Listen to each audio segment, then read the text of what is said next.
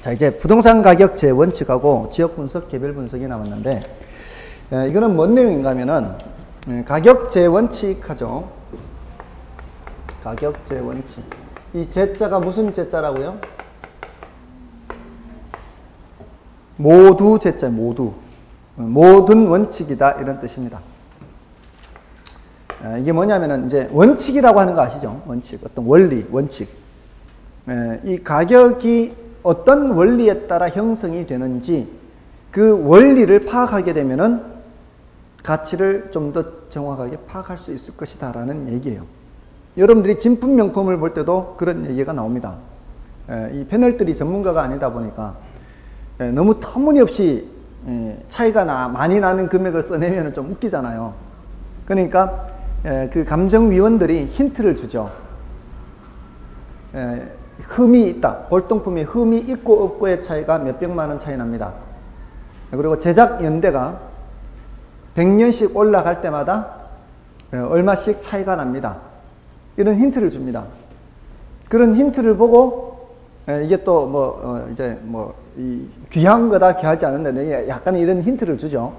그 힌트를 듣고서 그 경제적 가치를 판정하는 데 도움을 받으라는 얘기죠. 그거하고 똑같아요. 부동산 가치도 어떤 원리라는 게 있다는 거죠.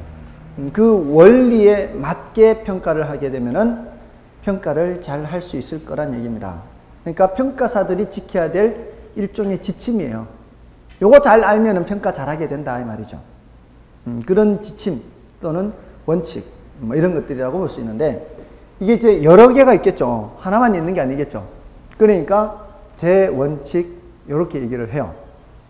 자, 근데 가장 기준이 되는 원칙이 뭔가 하면은 최유효 이용 원칙이에요.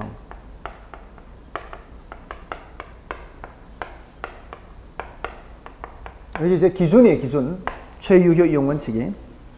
자, 이 뭔 소린가 하면은 지금 어떤 토지가 이제 토지를 원칙으로 합니다. 이거 우리 이거 평가를 할 때 어떤 토지가 있는데 이 토지의 가치가 얼마나 나가느냐 이걸 이제 따져보는 거예요.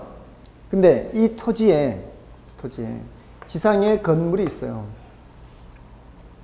이 토지에 지상에 건물이 있다고요. 자, 근데 이 지상의 건물이 원래는 이렇게 사용되어야 돼.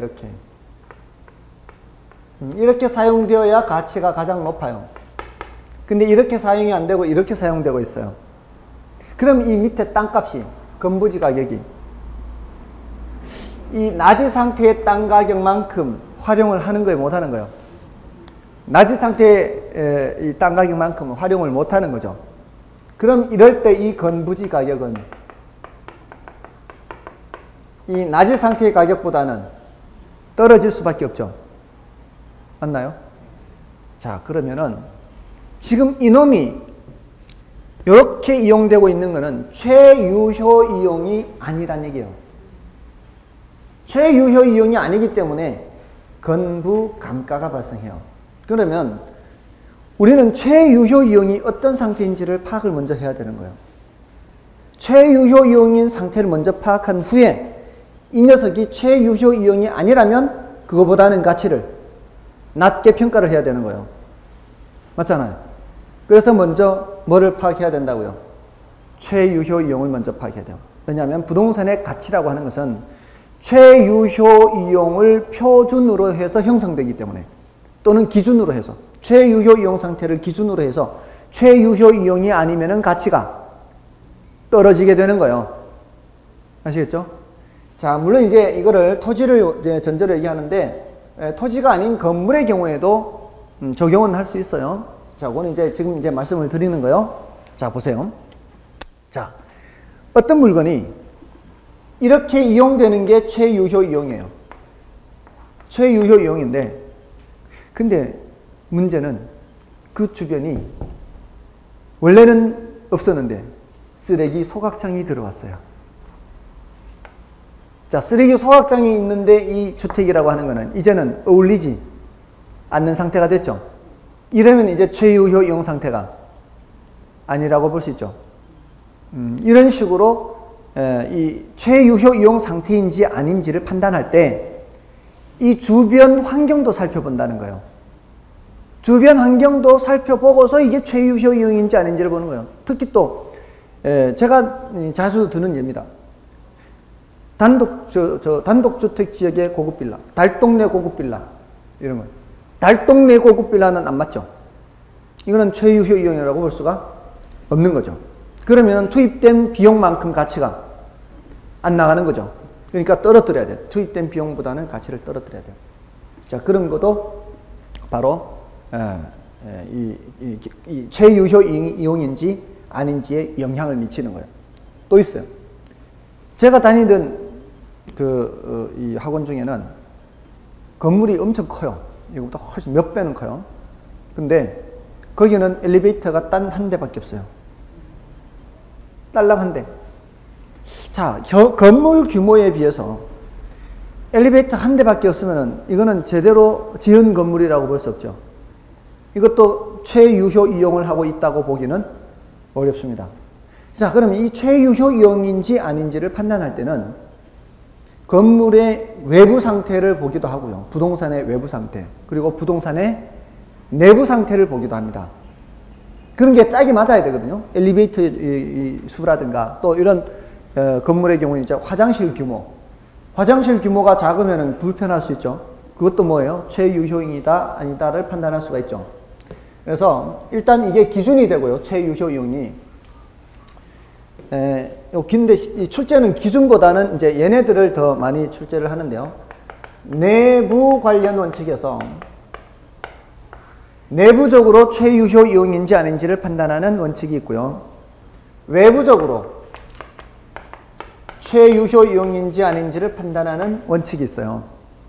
그리고 토대가 되는 원칙 뭐 이렇게 있는데 뭐 이런 걸 굳이 뭐 토대가 되는 원칙 이렇게 뭐 기억할 필요는 없는데 그냥 편의상 이렇게 나눈다고 생각해 보세요. 이 내부 관련 원칙에는 균형의 원칙이라는 게 있어요. 균형의 원칙. 자, 일단 종류를 좀 말씀을 드릴게요. 종류를. 이 균형의 원칙은 내부 구성 요소가 적절한 균형이 이루어져야 부동산의 유용성이 최고로 발휘된다는 거예요. 조금 전에 무슨 예를 들었어요? 엘리베이터 예를 들었잖아요. 엘리베이터나 저기 화장실 규모라든가 복도의 크기라든가 이 층고라든가 이런 것들이 적절히 균형이 이루어져야 부동산의 유용성이 최고로 발휘되는 최유효 이용이 된다 이 말이에요. 됐나요? 그게 균형의 원칙이요. 그러니까 내부 관련이죠. 부동산 내부. 그 다음에 수익 체증 체감의 원칙 하는 게 있어요.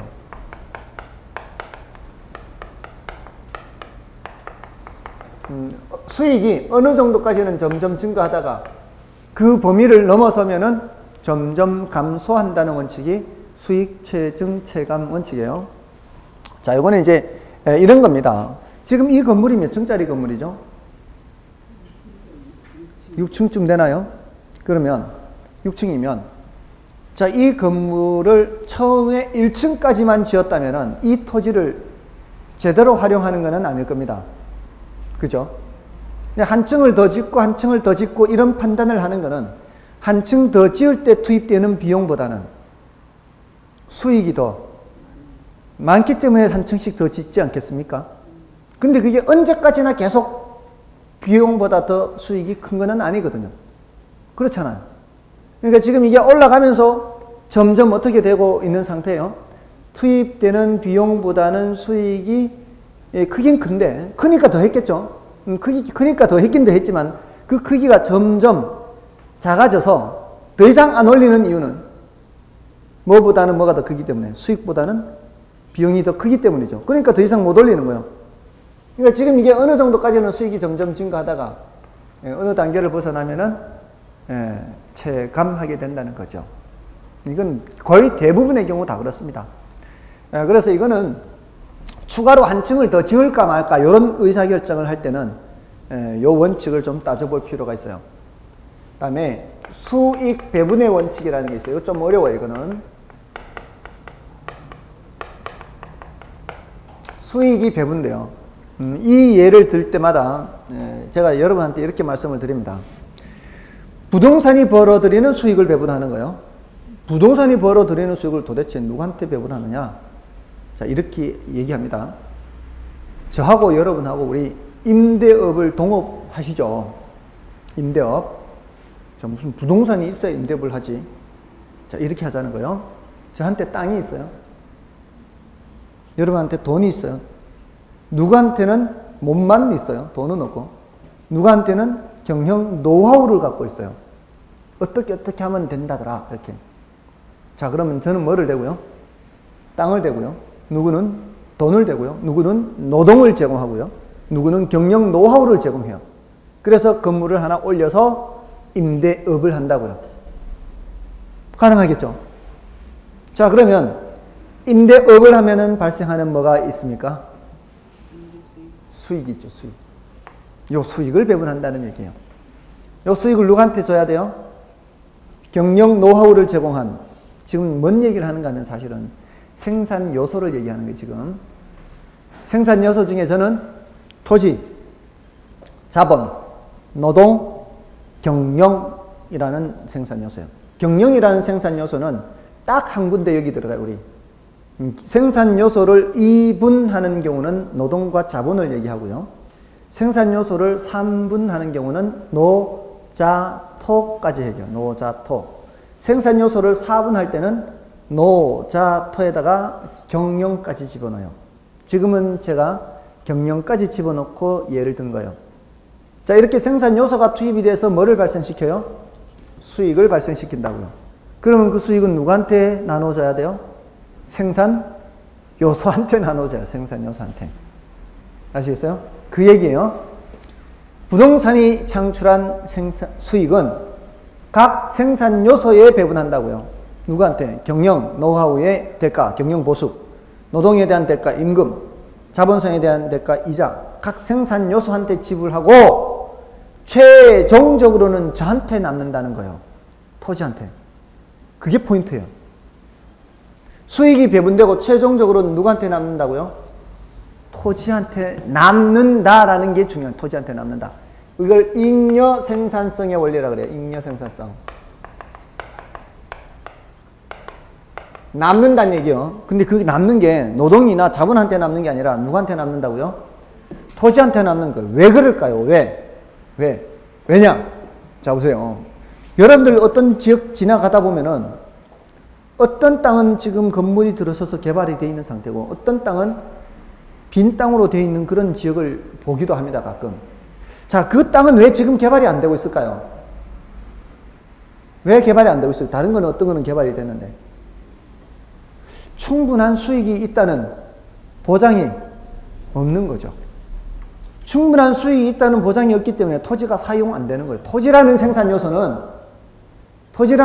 요소가 사용이 되기 위해서는 거기에 투입되는 자본, 돈을 또 투입해야 되잖아요.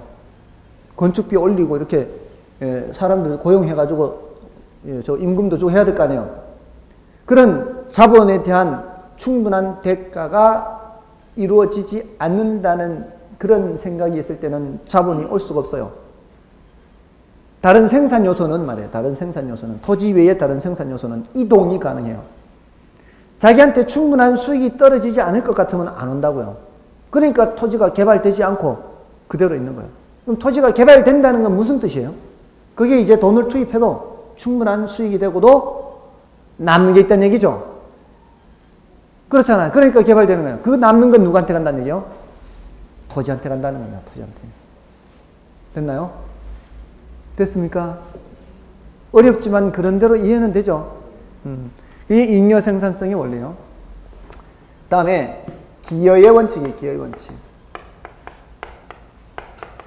얘하고 얘가 중요해요. 다 중요한 게 아니에요. 그러니까 중요한 거 위주로 하시면 돼요. 근데 이게 좀 더 쉬워요. 오히려 또 더 중요한 게 이 기여의 원칙은 뭔가 하면은 이 부동산의 가치라고 하는 게 각 생산비 합이 아니고요. 기여도의 합이라는 거예요. 기여도. 기여한 정도. 자, 그러니까 지금 한 층을 더 지을 때, 아까 한 층 더 짓는다 그랬죠? 한 층을 더 지을 때 비용이 5천 발생해요. 근데 한 층을 더 지으면은 1억을 더 받을 수 있어요. 그러면은 하는 거예요, 마는 거예요? 하는 거죠. 자, 그럴 때 지금 현재 5억을 받을 수 있어요. 이제 매매가가 5억이에요. 현재가. 근데 추가 비용이 5천 발생해요. 근데 기여하는 정도는 1억이에요. 그러면은 이 물건을 5억 5천에 판다는 얘기예요? 6억에 판다는 얘기예요? 추가 비용이 5천 발생하는데 이 비용이 기여하는 게 1억이라면 이거를 5억 이렇게 추가 비용을 투입하게 돼서 5억 5천에 팔 거란 얘기예요? 6억에 팔 거란 얘기예요? 6억에 팔 거란 얘기잖아요. 6억에. 그러니까 더 추가 비용을 투입해서 할 거 아니에요. 이거 여러분은 안 하실 것 같아요. 여러분도 하신다고 이거. 여러분 집 할 때 도배장판하고 욕실 고치고 주방 고치는데 500 더 들어요. 네? 근데 1000만 원 더 받을 수 있다고요. 그럼 그거 고쳐야지. 뭔 뜻인지 아시겠죠? 그거라고요, 그거. 지금 그 얘기 하는 거 이런 게. 그러니까 비용의 합이 아니라 뭐의 합이라고요? 기여도의 합이라고, 기여도의 합. 지금 500을 더 들여서 1000만 원 더 받았다 그랬잖아요. 가치는 얼마 올라갔어요? 가치는 1000만 원 올라갔어요. 여기는 가치는 1억 올라간다고요. 부동산의 가치라고 하는 거는 각 생산 요소에 또는 각 구성 부문의 생산비 합이 아니라 뭐라고요? 기여도의 합이라고, 기여도의 합. 됐나요? 네, 그런 뜻이고요. 자, 사실은 이게 어렵지가 않아요. 왜냐하면 우리가 사는 삶에서 나타나는 것들이거든. 우리가 사는 삶에서 나타나는 것을 단지 이 글로 표현했기 때문에 이게 의사소통에 문제가 있을 수 있는 거예요. 우리가 일상생활에서 하는 용어로 사용하는 게 아니라 문장으로 표현했기 때문에, 문자로 표현했기 때문에. 그렇지 않나요? 근데 이걸 풀어드리잖아. 풀어드리면 아, 이게 그 내용이구나. 단 여러분이 나중에 시험 볼 때는 뭘로 시험 봐야 돼요?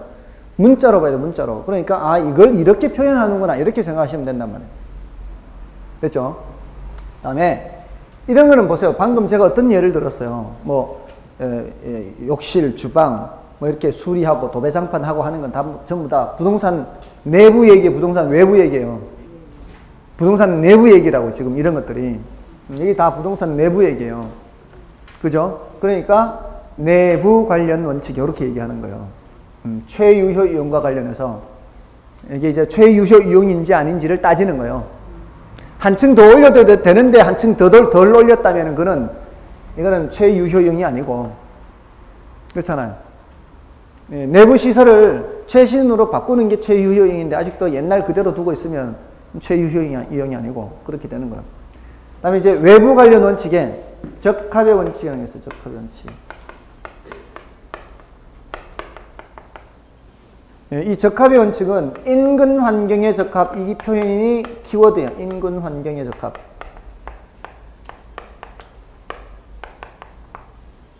이건 균형의 원칙은 내부 구성요소, 이 표현이 키워드예요. 내부 구성요소. 내부 구성요소. 이게 이제 어떻게 표현하냐에 따라 약간의 다 차이는 있지만, 자, 그래서 지금 이게 132쪽에 괄호 6번 있죠. 6, 7, 8, 9, 괄호 6, 7, 8, 9가 내부 관련 원칙이고요. 괄호 6, 7, 8, 9. 괄호 6, 7, 8, 9의 괄호 7번을 먼저 보십시오. 괄호 7번을 보시면 첫째 줄 끝에 뭐라고 돼 있어요? 내부 구성 요소의 결합, 이런 말 있죠? 내부 구성 요소의 결합이 균형, 이런 말이 나온 내부 구성 요소. 그 다음에 그 위에 괄호 5번, 괄호 4번, 괄호 3번, 괄호 4번, 5번이네요. 괄호 4번, 5번이 이거는 외부 관련 원칙이라고 보시면 되고요. 괄호 4번, 5번. 그 다음에 괄호 2번, 3번이 토대가 되는 원칙, 이렇게 되는 거예요. 지금 거기 이제 적합의 원칙과 외부성의 원칙, 이렇게 하고 있죠.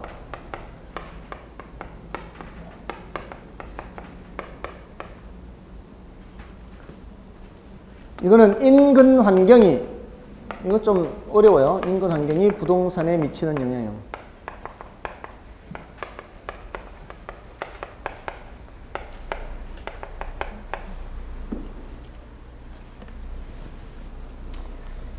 자, 얘하고 얘는 좀 헷갈리면 안 돼요.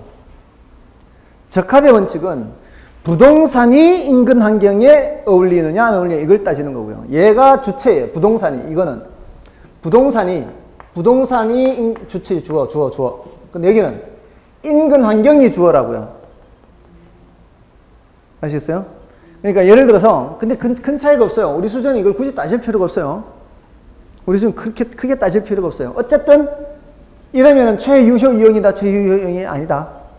끝나면은 최유효 이용이 아닌 건 마찬가지예요. 예를 들어서 쓰레기 소각장이 생겨서 부동산에 미치는 거는 이거는 주위 환경이 부동산에 미치는 거예요. 쓰레기 소각장이 부동산에 미치는 거. 아까 제가 말씀드렸죠. 쓰레기 소각장 같은 거 있으면 부동산 같이 떨어지는 거 예를 들었잖아요. 그게 이 쓰레기 소각장이 어디에 영향 미치는 거예요?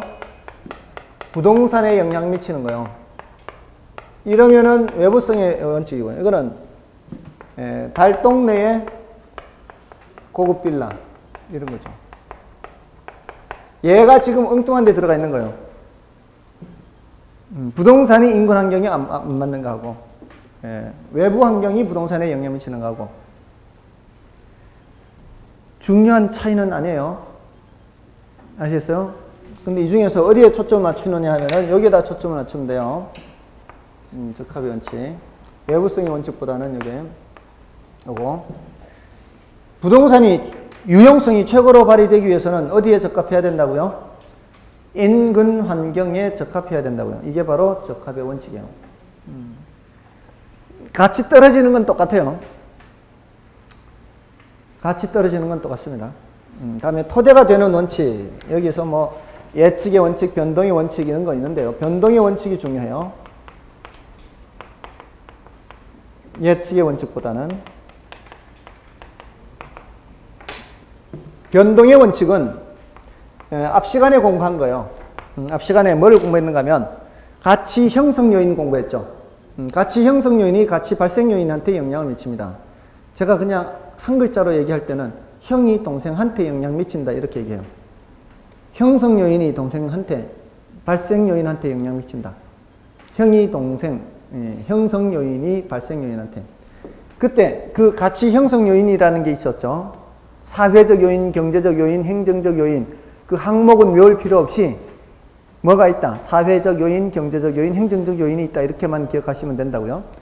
그게 끊임없이 변한다는 거예요. 변동의 원칙은. 누가 변하는 거예요? 가치 형성 요인이 끊임없이 변한다는 얘기입니다. 가치 형성 요인이 끊임없이 변한다.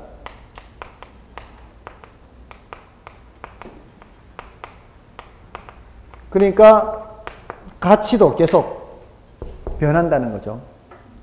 자, 지금 단계에서는 이렇게 뜻만 알아두시더라도 훌륭하십니다. 자, 여기서 지금 요거 노란 걸로 표시하는 거, 요게 더 중요하다 이 말이에요. 자, 여기에다가 이제 대체의 원칙까지, 기타 원칙에 대체의 원칙이 있어요. 대체의 원칙까지 하면은 중요한 5개가 다 나왔어요. 대체 원칙.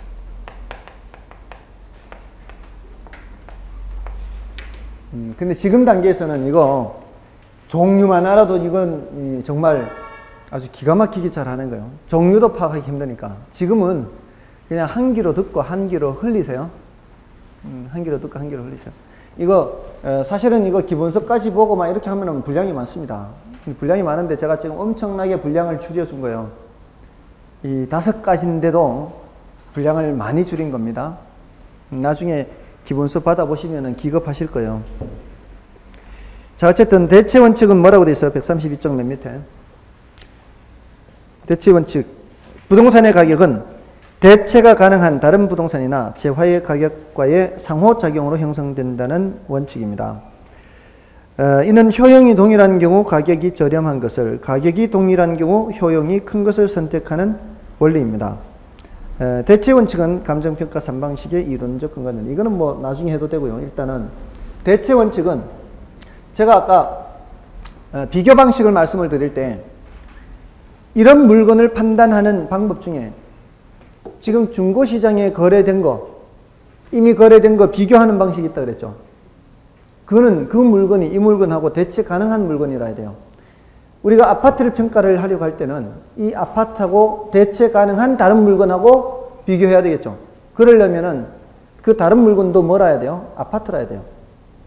내가 평가하려고 하는 물건이 단독주택이에요. 그러면은 미리 거래된 사례도 단독주택이라 그래야 비교가 되죠.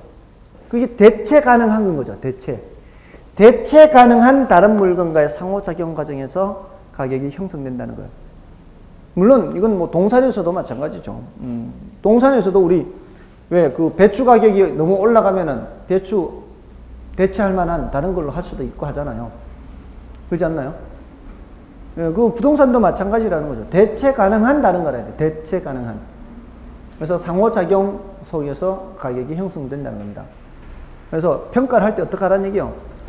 자, 어떤 아파트가 평가 의뢰가 들어왔으면 그 아파트하고 비슷한 다른 물건이 얼마에 거래됐는지 보라는 얘기예요. 그럼 비교하면 되니까. 그런 얘기입니다. 네, 지금은 이제 이렇게 뜻 정도만 기억하십시오. 자, 다른 것들은 일단은 너무 신경 쓰지 마시고요. 저기 박스 친 거, 노란 박스 친 거, 요것 위주로 좀 본다 이렇게 생각하시면 돼요. 다음에 이제 오늘의 마지막 주제요. 지역 분석과 개별 분석. 그리고 이제 뒤에 넘어가시면 3방식이 있습니다. 자, 지역 분석은 개별 분석하고 비교할 때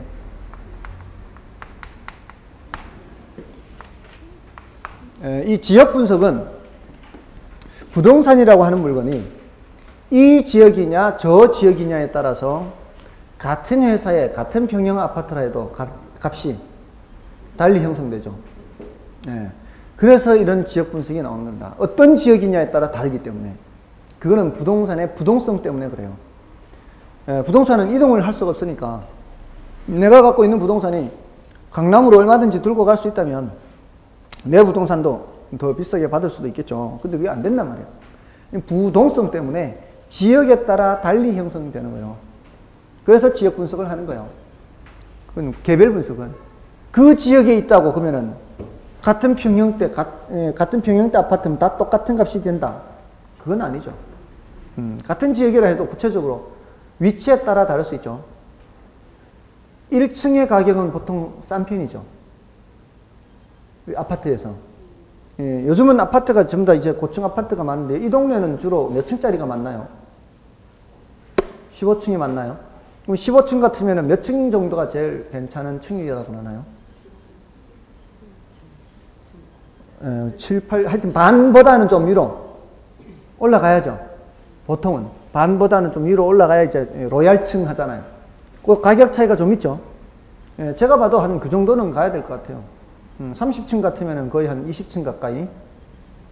3분의 2에서 이렇게 아래 위로 좀 정도 되는 그 정도 돼야 되지 않습니까? 예, 그 정도는 돼야 이제 조망도 괜찮고 좀 이렇게 폭 파묻혔다는 느낌이 덜 들잖아요. 저층에서는 좀 파묻혔다는 느낌이 좀 들죠. 근데 지금 생각해 보면은 옛날에 비하면은 지금 엄청 고층에 사는 거죠. 옛날 같으면 어지러워서 어떻게 살았을까 싶어요. 옛날에는 뭐 5층짜리 건물도 구경하기 힘든 그런 동네에서 살았으니까 저는 시골에. 근데 지금 제가 살고 있는 데가 19층이에요. 어찌 생각하면 까마득한데 아래가 보면 어지럽죠. 예, 근데 총 30층이에요. 30층이 19층이면 뭐 양호한 거죠. 그러지 않나요? 예, 그것도 앞에 가렸어요. 건물들 같이 다 30층이니까 그렇게 조망이 좋지도 않아요. 다 가려 있으니까. 그럴 때는 아파트 단지 제일 바깥쪽 집이 조망은 괜찮죠. 오히려. 예전에 살던 아파트는 그랬어요. 예전에 살던 아파트는 30층에 18층이었거든요. 지금 이쪽으로 이사 오기 전에. 30층에 18층에서는 근데 이제 층수도 낮은데도 불구하고 앞에 아무것도 없어요. 이제 바깥쪽 아파트니까. 저쪽으로 아파트가 있으니까. 그러니까 막 뻥 뚫린 거죠. 엄청 조망이 좋아요. 멀리까지 다 보이고. 그런 것도 이제 하나의 요인이 되는 거죠. 이 괜찮다, 괜찮지 않다 이런 것들이. 예, 근데 지금은 조망은 별로 안 좋아요. 예, 층수가 꽤 높은데도 불구하고. 뒤로는 산이에요. 산에 가려 있고요. 앞으로는 아파트에 가려 있고. 별로 좋진 않죠. 근데 요즘 아파트는 그 녹지 공간이 좀 많게 해서 동간 이제 간격을 좀 넓게 하고요. 조경을 잘합니다. 요즘 아파트들이. 예, 그래서 새로 지금 입주한 지 한 석 달밖에 안 돼요. 입주한 지 10일, 딱 석 달 지났거든. 석 달 지났는데 이제 100일 정도 됐습니다. 100일 정도 됐는데 처음에 입주할 당시에 이 아파트가 새 아파트라는 느낌이 전혀 안 들 정도로 조경이 숲이 우거질 정도예요. 아파트가. 새로 분양하는, 새로 입주하는 아파트가. 그 정도로 이 녹지 공간을 아주 잘 해서 사람들이 좀 이렇게 덜 삭막하다는 느낌. 예? 세종시. 네. 그 아파트들이 다 그래요. 아파트들이 단지별로 다 이렇게 막 조경이 그냥 끝내줍니다. 어디서 저런 소나무를 구해왔는가 궁금할 정도로 막 소나무가 막 엄청 커요. 막 사람 키 한 4길 이상 올라가야 돼요. 이렇게 굵은 거 말고 이렇게 가는데도 이렇게 높이 올라간 거예요. 이 집 시골 가다 보면은 막 그런 소나무 보면 저런 소나무 가져왔나 싶을 정도로 그런 조경을 잘 하더라고요. 요즘은 우리 단지뿐만이 아니에요. 다른 단지도 다 그래요. 막 숲길 같이 만들어 놓기도 하고요. 이게. 근데 들어가 살고 보니까 영 시원찮은 게 많아요. 그 물건을 도대체 어떻게 만들었는지 이제 다 하청을 준 거겠죠. 이렇게 싱크대 이렇게 주방으로 통하는 문 또 뭐 방화문 셔터 그 대피 공간 있잖아요, 아파트에. 그런데 이 공사를 했는 거 보면은 어떤 데는 서랍 열 때 보면 서랍 앞짝이 뜯어져요, 이게. 싱크대 서랍이 다 뜯어져, 이게. 이걸 제대로 처리를 안 한 거예요, 이거를. 그래서 이제 AS 하우로 왔는 놈들 보면은 지네들이 했을 거 아니에요. 그 사람이 한 건 아니고 이제 그 직원이 했겠죠. 그 누군가가 제대로 이거를 처리를 안 해가지고 그런 거예요. 다 이렇게 부품 하나 다 빠뜨리고. 제가 봤을 때 상상이 안 가요. 이해가 안 되는 거예요. 이 사람들은 그 일만 전문으로 하는 사람들 아니에요. 이 집 저 집 다니면서 그것만 계속 했을 거 아니에요. 그러면은 반복적으로 계속 했던 일인데 그걸 왜 빠뜨릴 수가 있냐는 거지. 이거 복잡한 것도 아니에요. 그냥 간단한 일들입니다. 이해가 안 되는 거예요. 그러니까 그런 것들이 결국은 비용을 더 발생시키는 거잖아요. 옛날에 분당이 그랬잖아요. 분당이 그랬다고요. 빨리 짧은 시간 안에 숙성을 하려고 하니까 옛날에 분당이 그랬어요. 그렇습니까? 형편없었어요. 그래요? 분당은 그거는 이제 문제가 많았던 것 중에 하나가 노태우 정권 당시에 주택 200만 호 건설 공약으로 노태우 대통령 됐잖아요. 그걸로 된 건 아니지만 물론 그 공약 중에 하나가 그거였는데 생각해 보세요. 재임 기간 중에 200만 호를 건설한다는 거는 그 당시로는 한 30만 채, 1년에 30만 채 정도 지으면은 그게 정상적으로 지을 겁니다. 근데 정부 공약으로 200만 채란 말이에요. 정부 공약으로. 이거는요, 시장의 자재들 싹쓸이 하는 겁니다. 싹쓸이. 그건 난리 나는 거죠. 모래 같은 거 부족해가지고요. 인천 앞바다에 가면은 옛날에 지금은 모르겠는데, 월미도 유원지 있죠. 그 옆에 모래 적치장이 있었어요. 모래 적치장. 그 모래 적치장 위에 여기저기 스프링클러를 갖다 놓는 거예요. 스프링클러를 이렇게 돌리면 계속. 스프링클러 아시죠? 물을 계속 돌려서 어떻게 해야 돼요? 염분을 씻어내, 염분. 계속 돌려서 이거를. 바닷물에 들어가면은 이게 시멘트가 잘 굳지 않는단 말이에요. 이게 결합력이 떨어진단 말이에요. 그러니까 바닷물에 사용하면 안 된다고요. 이거는 시간이거든요, 시간. 이거 돌리는 게. 꾸준히 해서 계속 염분을 빼야 될 거 아니에요. 근데 200만 원 건설한다고 생각해 보세요. 그게 제대로 이거를 염분을 빼겠냐고. 바닷물에 갖다 써야 되지. 근데도 지금 멀쩡한 거 보면 신기합니다. 그게 지금 지어진 지가 20년 넘었거든. 1980년대 후반, 90년대 초반, 이때 지은 거란 말이에요. 그러니까 지금 23, 4년 된 거잖아요. 그러니까, 멀쩡한 거 보면 참 신기합니다. 하여간, 그렇습니다. 자, 어쨌든 조경 같은 거 이런 것들이 요즘은 그렇게 잘 돼 있어서 괜찮긴 하고, 어쨌든 그 아파트가 로얄층이라는 게 있고 또 저층이라는 게 있고 이 개별적인 상태에 따라 가치가 달라집니다. 이거는 새 집도 그렇고요. 낡은 집은 오죽하겠습니까? 낡은 집은 관리 상태에 따라서도 달라지겠죠. 중고 부동산의 경우 관리 상태에 따라서도 달라지니까 개별성이라는 게, 개별 분석이라는 걸 할 필요가 있는 거예요. 근데 이제 이런 얘기를 할 때는 원칙적으로는 토지를 먼저 얘기하고요. 그 다음에 건물을 얘기해요. 토지 먼저, 건물 나중에. 그러니까 이 지역 분석을 할 때는 이제 토지를 먼저 보는 거예요. 토지. 이 지역은 주거 지역이냐, 상업 지역이냐, 이런 거 따져보는 게 지역 분석이에요. 그러니까 이 주거 지역 중에서도 아파트 단지 위주의 주거 지역이냐, 아니면은 단독주택 위주의 주거 지역이냐, 이런 거 따져보는 게 이거 지역 분석이거든요. 예, 그런 거를 표준적 이용이라 그래요. 표준적 이용. 주거용이 대부분이다. 그럼 주거 지역이죠. 상업용이 대부분이다. 그러면은 상업 지역이 되겠죠. 그게 바로 뭘 판정하는 거예요? 표준적 이용을 판정하는 거예요. 예, 그리고 지금 여기는 그러면은 주거 지역이겠어요? 상업 지역이겠어요? 이건 당연히 상업 지역이겠죠. 자, 상업 지역인데 요 상업 지역의 가격이 평당 얼마 정도 할까요? 아시나요? 평당.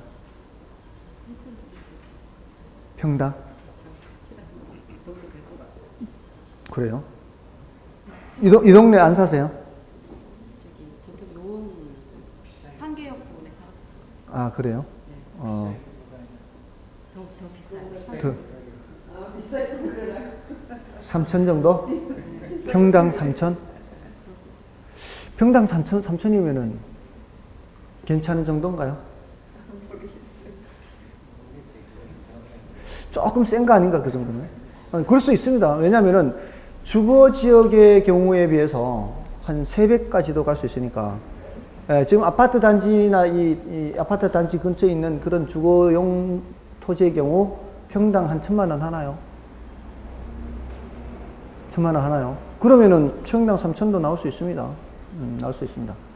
궁금하면은 어떻게 하면 돼요? 500원 말고, 이때 궁금하면 500원 말고, 지금 여러분들 스마트폰 갖고 계시죠? 갖고 계시면 어플리케이션 다운받아가지고, 앱 다운받아가지고, 국토교통부가 저기 들어가면 돼요. 개별 공시지가, 표준지 공시지가 검색하는 거 다 있습니다. 요즘 다 있어요. 아주 쉬워요. 요거 주소만 두드리면 돼요. 주소만 두드리면 바로 할 수 있습니다. 그 어플리케이션 있어요. 유용하니까 보세요. 유용하니까. 국토교통부 어플리케이션이 있다고요? 정확하게는 모르겠어요. 이게 법제처도 어플리케이션이 있어요. 법제처도 어플리케이션 들어가면은 지금 현행 법령들 검색할 수 있어요. 민법, 헌법 이런 거 다, 모든 법령을 다 검색할 수 있어요. 그러니까 요즘 세상이 어떤 세상인데요. 너무 좋아요, 세상이. 그러니까 이 스마트폰만 잘 활용해도요, 정말 너무 좋아요. 지금 뭐 왔다 갔다 하면서 수업도 들을 수 있잖아요. 수업 들을 수 있잖아요. 스마트폰으로. 그러니까. 얼마나 좋아요, 그게. 그러니까 그런 게 다 가능하잖아요. 그러니까 어쨌든 요 땅 가격을 검색할 수 있습니다. 개별 공시지가 요 땅 두드리면 나와요. 자, 어쨌든 이 지역은 이제 상업 지역인데, 그럼 평당 3천쯤 한다 그랬는데 정말 평당 3천이라고 얘기를 할 수 있는 건 아니잖아요. 요 지역이 다 평당 3천인 게 아니잖아요. 뭐 비싼 거는 뭐 3,500이 되기도 하고, 예를 들어 싼 거는 뭐 2,700이 되기도 하고, 뭐 이런 어떤 범위라는 게 있죠. 지역을 말하는 거예요. 지역을 말할 때는 그 지역의 가격 수준을 얘기합니다. 이 가격 수준을 얘기하는 건 조금 전에 평당 한 3천이란 뜻은 그 아래 위로 어느 정도의 오차는 있을 수 있다는 얘기죠. 그런 걸 얘기하는 게 가격 수준이고요. 개별 분석을 얘기할 때는 그 대상 부동산 또는 개별 부동산의 최유효 이용을 보는 거예요. 최유효 이용이 뭔지를 살펴보는 게 개별 분석이요. 자, 이 소리는, 자, 주거 지역이라면 대부분은 어떤 용도로 이용되는 게 보통이에요? 주거용으로 이용되는 게 보통이죠. 근데 주거 지역이 주거용만 있는 게 아니에요. 점포 있잖아요. 수포 같은 거. 그거는 왜 점포로 건물을 지었을까요? 그 땅은 주택을 짓지 않고 점포를 짓는 게 훨씬 가치가 높다라는 판단이 들었던 거 아니겠습니까? 그럴 수 있잖아요. 이게 표준적 이용하고 대부분의 개별 부동산의 이용은 비슷합니다. 거의 맞아떨어지지만 항상 그런 것은 아니기 때문에 개별 부동산의 뭐를 따로 판단해야 돼요. 개별 부동산의 최유효 이용을 따로 판단해야 돼요. 그리고 나서 그 부동산의 가격을 판정하는 가격 판정. 그러니까 얘는 가격 수준이라고 표현을 하고 표현을 할 때 이 표현의 차이를 알아두시라고요. 이런 거를 질문한다고요. 이게 지역 분석에서 가격, 개별 분석에서 가격 수준 이렇게 바꿔 쓰면 틀리는 거예요. 그렇게 많이 물어요. 우리 시험이 어려운 게 아니고요. 아주 간단해요. 이렇게 바꿔 쓰기 할 수 있는 경우에는 바꿔 쓰기 해서 많이 묻습니다. 그게 딱 우리 수준이고 그런 거 틀리면 안 된다고요. 자, 어쨌든 자, 이렇게 해서 지역 분석은 이제 표준적 이용과 가격 수준을 판정하고요. 개별 분석은 최유효 이용과 가격을 판정하는데 괄호 2번에 지역 분석의 대상이라는 게 있죠. 자, 이 지역 분석의 대상이라고 하는 건 뭔가 하면은 자, 어떤 물건이 평가 의뢰가 들어왔어요. 그러면 이 물건이 어떤 지역에 있는지를 봐야 돼요. 그게 지역 분석이요. 그 물건이 예를 들어 주거 지역이다. 그러면 이게 요 범위가 있을 거 아니에요. 범위. 무한정 넓어지면 안 되죠. 무한정 넓어지면은 그 범위가 너무 넓어지겠죠. 일정한 범위로 한정되는 그 지역을 인근 지역이라 그래요. 인근 지역. 주거 지역으로서 인근 지역이라 그래요. 요 부동산을 포함한 일정한 범위가 되겠죠. 너무 넓어도 안 되고 너무 좁아도 안 돼요. 이거는 감정평가사가 주관적으로 판정을 해요. 다른 용도가 많이 들어오게 되면은 안 되겠죠. 그래서 어느 정도까지만 이게 인근 지역이 획정이 돼요. 그리고 유사 지역이라고 하는 게 있어요. 이 유사 지역은 인근 지역하고 비슷한 지역을 말해요. 자, 여기가 단독주택 위주의 주거 지역이다. 그럼 여기도 뭐가 돼야 돼요? 단독주택 위주의 주거 지역이 돼야 돼요. 이런 유사 지역은 여러 군데 있을 수 있겠죠. 여러 군데 유사 지역이 있을 수 있겠죠. 거리가 가까운 곳에 있을 수도 있어요. 유사 지역이 거리가 먼 데 있을 수도 있습니다. 더 먼 데 있을 수도 있어요. 그런데 너무 먼 데 있는 거는 포함시키지 않아요. 이거는 대체 경쟁 관계에 있다고 보기 어려운 그런 경우에는 제외를 해요.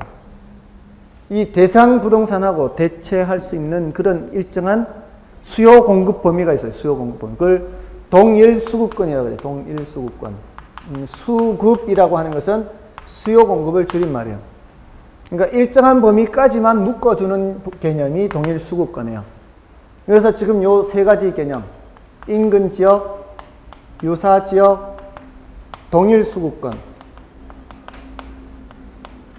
요게 바로 지역 분석의 대상이에요.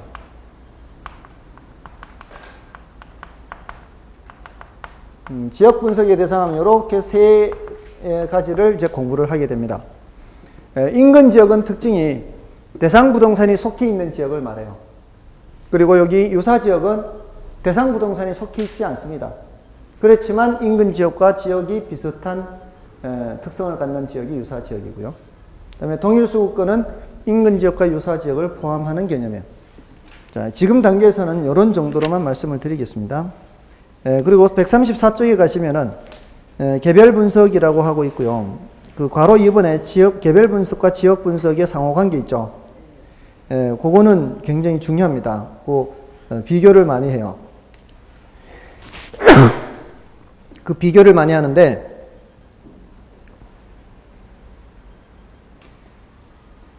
그 이제 바꾸어서 질문을 한다는 얘기예요. 지역 분석에 있는 것을 개별 분석에 갖다 두고요. 또 개별 분석에 있는 것을 지역 분석에 갖다 둬서 이렇게 비교를 많이 해서 묻습니다. 그 자세한 내용은 이제 나중에 말씀을 드릴 거고요. 보통 이게 먼저 하고 이게 나중에 하겠죠, 당연히. 이게 선행 분석이고 이게 후행 분석이고요. 전체적인 분석이라면 부분적인 분석이다. 뭐 이런 이제 비교를 합니다. 자, 지금은 그 정도로 보시고요. 자, 이제 다음 주에 할 거 감정평가 3방식의 그 용어들 한 번이라도 조금은 더 익숙하게 말씀을 드리기 위해서 이걸 간단하게 말씀을 드리겠습니다. 그 이제 아까 원가 방식, 수익 방식, 비교 방식 이렇게 말씀을 드렸잖아요. 자, 그게 어디 있는가 하면 표에 두 번째 열에 있죠. 두 번째 열의 3방식. 원가 방식은 그 왼쪽을 보세요. 비용성 이렇게 돼 있죠. 비용성의 원리에 근거한다 이렇게 얘기를 하고요. 그 다음에 수익 방식은 수익성의 원리에 근거한다 이렇게 얘기하고요. 그 다음에 비교 방식은 시장성의 원리에 근거한다 이렇게 얘기를 합니다. 다음에 이제 가격 성격에서 원가 방식은 공급자 가격의 성격이 있어요. 원가는 아까 제가 말씀드렸죠. 이거 만드는 데 들어가는 원가. 이거 재료비, 인건비 거기에다 뭐까지 포함시켜서 이윤까지 포함시켜서 판매가가 나온다 그랬죠. 이건 누구 입장에서 판정하는 가격이에요? 공급자 입장에서 판정하는 가격이죠. 다음에 수익성이라고 하는 거 있죠. 자, 이거 보세요. 수익성은 아까 어떤 걸 보고 물건을 가치를 판정한다 그랬어요. 어떤 물건이 있다면 이 물건이 앞으로 얼마만큼 수익을 가져다 줄 건지를 보고 판단한다 그랬잖아요. 그러니까 아까 뭐 유현진 선수나 이 스포츠 선수들도 이렇게 앞으로 얼마나 활약을 할 것인지를 보고 판정하잖아요. 자, 그렇게 하는 거는 파는 사람 입장에서 보는 걸까요? 사는 사람 입장에서 보는 걸까요? 주로 수익이라고 하는 거는 수익이라고 하는 것. 수익이라고 하는 건 앞으로 내는 거잖아. 앞으로 내는 거. 이거는 누가 보는 거예요? 주로 사는 사람 입장에서 보는 거예요. 사가지고 간 사람이 요거 가지고 낼 수익을 봐야 되는 거 아니에요? 그죠? 그러니까 수익성의 원리에 근거하는 거는 수요자 가격의 성격이 강해요. 아시겠어요? 이거 사가지고 가는 사람이 앞으로 얼마만큼의 수익을 내는지를 봐야 되기 때문에. 근데 시장에서 거래되는 거를 보는 거는, 자, 거래가 됐다는 얘기는 사는 사람도 있고 파는 사람도 있었다는 얘기죠. 어떤 물건이 거래가 됐다는 거는. 그 거래된 사례를 보고서 비교하는 거라 그랬죠. 거래된 사례를 보고 비교하는 거는 수요 공급이 모두 반영된 가격이다. 이렇게 표현을 해요. 자, 그래서 세 가지 방식이요. 하나는 공급 측면 가격, 하나는 수요 측면 가격, 하나는 수요와 공급이 모두 반영되어 있는 가격. 이렇게 얘기를 하는 겁니다. 자, 거기에서 이제 가격 구하는 방법하고 임대료 구하는 방법이 있는데, 자, 그 6방법이라고 되어 있어서 거기에 복성식 평가법이라고 되어 있죠. 예? 그 표현은 다른 표현으로 바꿔 생각하는 게 더 좋습니다. 복성식 평가법도 쓰기는 쓰지만 지금은 거의 안 쓴다고 봐야 돼요. 지금 2003년도에 감정평가 규칙이 개정되면서 복성이라는 표현이 감정평가 규칙에서는 사라졌거든요. 감정평가 규칙에서는 사라졌기 때문에 옛날에 쓰던 말이 복성이에요. 이게 이제 일본식 표현이거든. 일본식 표현이라서 이걸 바꿨어요. 근데 이제 뭐 이론소에는 뭐 얼마든지 뭐 학자들이 뭐 일본식 표현을 쓰든 말든 이건 뭐 어찌할 수 없잖아요. 근데 감정평가 규칙에서는 원가법으로 바뀌었어요. 원가법. 그러니까 원가법을 우선으로 보시고 복성식 평가법을 이제 예외로 보는 거로 하십시오. 그러니까 원가법이 위주다 이 말입니다. 이게 이제 원가 방식은 이렇게 나누는 거예요. 원가 방식은 원가법하고 여기를 적산법이라 그래요. 임대료 구하는 거를 적산법이라 그래요. 다음에 그 비교 방식을 먼저 쓰면 비교 방식은 거래 사례 비교법이 있고요. 이미 과거에 거래된 거래 사례를 보는 방법하고요. 그 다음에 임대 사례 비교법하고요. 이렇게. 그 다음에 수익 방식은 수익 환원법이 있고요. 수익 분석법이 있어요. 용어들이 다 어렵단 말이에요. 이게 다 처음 보는 거예요. 동일 수익권 이런 말 어디서 들어보겠습니까? 유사적 인근적. 그나마 이거 인근 가까이 있다. 뭐 유사 비슷하다 이런 거는 괜찮은데 저런 용어들이 다 처음 보는 거죠. 지금 오늘 보시는 용어들이 지금 해야 될 용어들이 엄청 많은 거죠. 그러니까 집에 가서 반복해서 좀 보셔야 돼요. 이 용어들을. 자, 여기서 가격 구하는 방법이 중요해요. 지금 이거는 가격 구하는 방법이에요. 이거 가격 구하는 방법이에요. 이거 가격 구하는 방법입니다. 얘네들이 여기 3방식에서 90%가 출제가 돼요. 지금 요 셋에서 90%가 출제된다. 나머지 요거 적산법, 임대사례비유법, 수익분석법에서 10%예요. 그러니까 어떻게 해야 되겠습니까? 당연히 가격 구하는 방법에 집중을 해야 되겠죠. 아시겠죠? 다음에 그 뒤에 시산 가격이라고 돼 있죠. 6방법 오른쪽에 시산 가격이라고 돼 있는데 이것도 지금 복선 가격이라는 표현보다는 적산 가격이라고 하는 것이 더 좋고요. 복선 가격은 그냥 참고로 알아두는 겁니다. 적산 가격, 여기는 적산 임료 또는 적산 임대료, 적산 임료라 해도 되고 임대료라 해도 되고요. 그런 관계 없고요. 뭐 임대료 해도 됩니다. 이거 임대료. 이제 줄여서 임료라 하고요. 그냥 안 줄이면 뭐라 하고요. 임대료 이렇게. 자, 여기서는 비준 가격 그래요. 비교 사례를 기준한 가격이다 이런 뜻이에요. 그리고 여기는 비준 임료 이렇게 돼요. 여기서는 수익 가격 하고요. 여기는 수익 임대료 이렇게. 이거 임대료 하든 임료 하든 이건 이제 구별을 할 수 있으면 되죠. 자, 당연히 이제 가격 구하는 게 더 중요하니까 요거 이렇게 가격 구하는 방법과 가격 구하는 그 임료 이렇게 체크를 하시면 되겠습니다. 됐나요? 자, 이 수익 환원이라고 하는 말이 있죠. 환원이라고 하는 것은 되돌린다는 뜻이죠.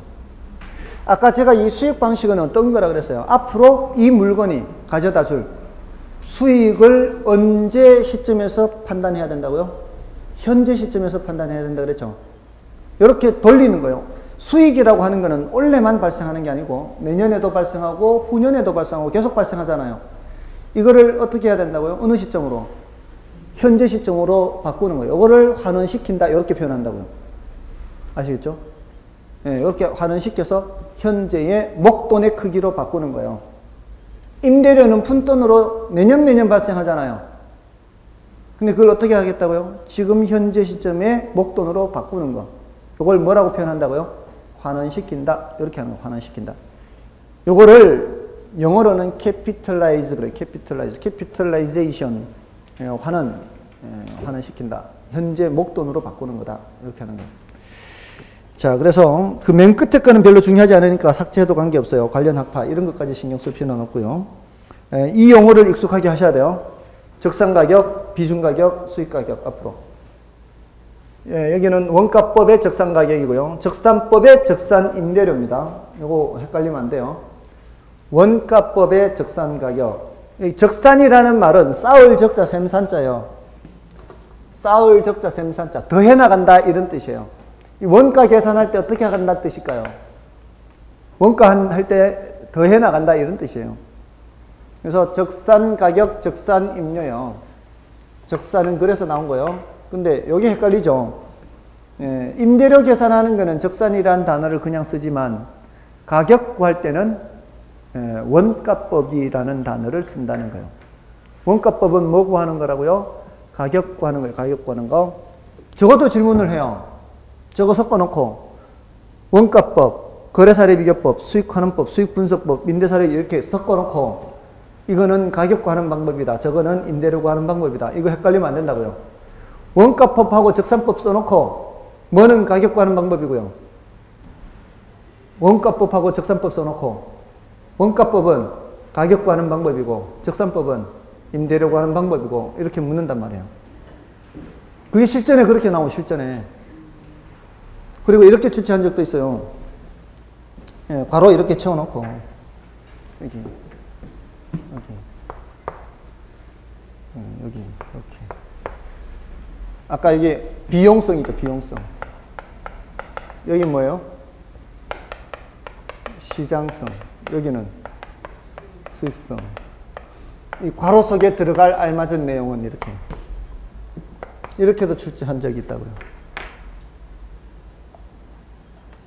아시겠죠?